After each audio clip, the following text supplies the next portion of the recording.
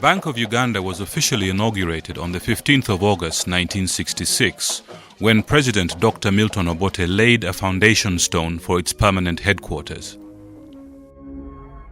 Government had ambitiously but determinedly set to start a national central bank following the aborted efforts to set up an East African central bank. An official of the De La Rue company intentionally leaked to me as the secretary of the Ugandan task force that I have already struck a deal to have the contract for Bank of Tanzania.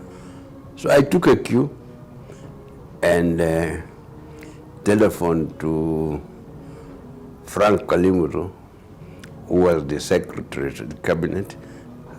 I narrated to him what I had heard.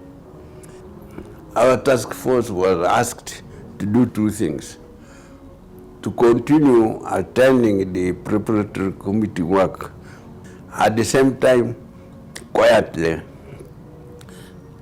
prepare work for the committee which was now then being formed now for Bank of Uganda establishment.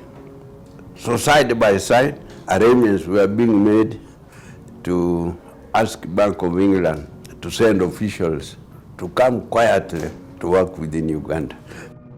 In November 1965, Mr. Lewis arrived with the responsibility of drafting the Bank of Uganda legislation, recruiting and training staff, modifying Liverpool House to suit currency centre needs, and arranging for shipping and storage of the new currency.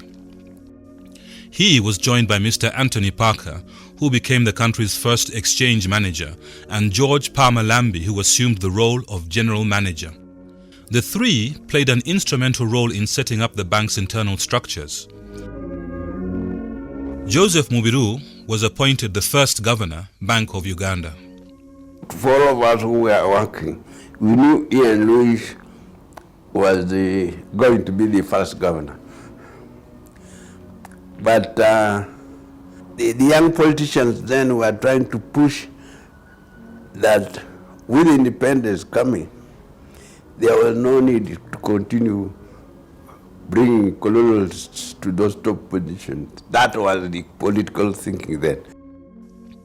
A seminarian from a highly religious family, who initially studied philosophy with the intentions of becoming a priest, Joseph Mubiru had first worked as a bank clerk before going to India for further studies. Mubiru was appointed Assistant Secretary to the committee that formed Africa Development Bank. He completed the task and returned to Uganda, where he got appointed as head of the newly founded Uganda Credit and Savings Bank that later became Uganda Commercial Bank.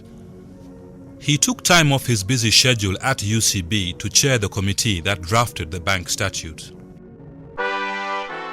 As the institution charged with issuing and protecting the country's national currency, Bank of Uganda set off with the task of converting the existing East African Currency Board currency into Uganda's new national currency. This was a milestone considering the journey to getting a national currency that started with barter trade. Towards the end of barter trade, the East African region experienced the beginning of the building of the East African Railway. That's about 1896. Now, most of the workers on the Uganda Railway were from India, and they used to be paid in the rupee. Now, the rupee used to work side by side with the cowrie shells, but the rupee became so popular, and that's why in Uganda you have words like rupiah. Now, however, the rupee became so counterfeited. The Imperial British East African Company, IBECO, came up with an East African rupee. In 1966, the month of August, we had the first Bank of Uganda series, which are displayed here. One East African coin was exchanged at an equal rate of 1 Uganda shilling. The currency notes were 5, 10, 20, 50 and 100 shillings, as well as coins. Hardly a year into its establishment, the bank found itself faced with the challenge of devaluation of the pound. The pound had been devalued. On Monday, after the announcement... On Monday, 18th of November 1967, the British government announced its intention to devalue the pound sterling. Devaluation of the pound had serious implications on Uganda, considering the country's reserves were in pounds. However, for a constitutionalizing body, Bank of Uganda, together with the other two East African countries, including Kenya and Tanzania, ably rose to the challenge.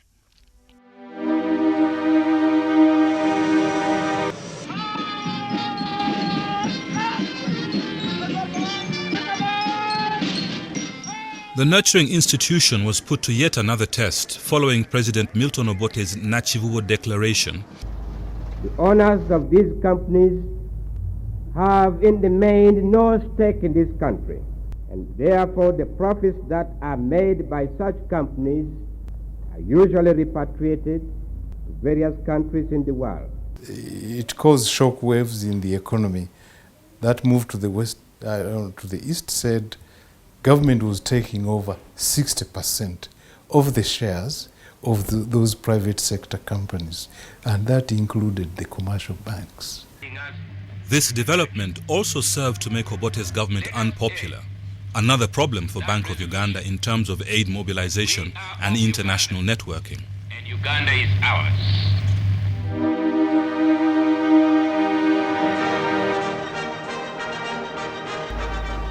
It will be in this building that the contribution of the Bank of Uganda to the exciting endeavors of the years to come will be made.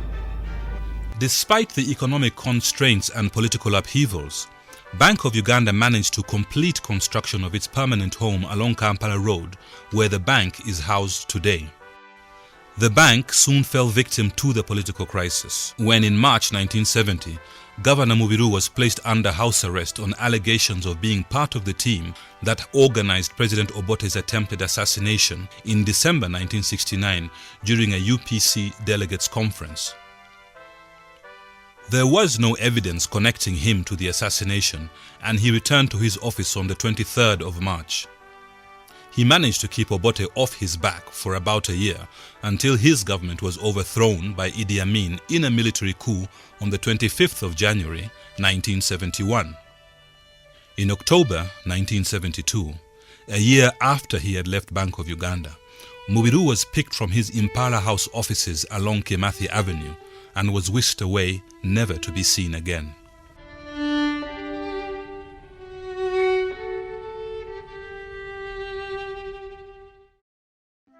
Mubiru left a big gap for Bank of Uganda and the banking industry the world over, but the roots he planted live long after him. It is in recognition of this very important contribution that, in 1988, Bank of Uganda introduced the Joseph Mubiru Memorial Lecture. The lecture is held annually, discussing economic financial topics by leading personalities in the financial sector.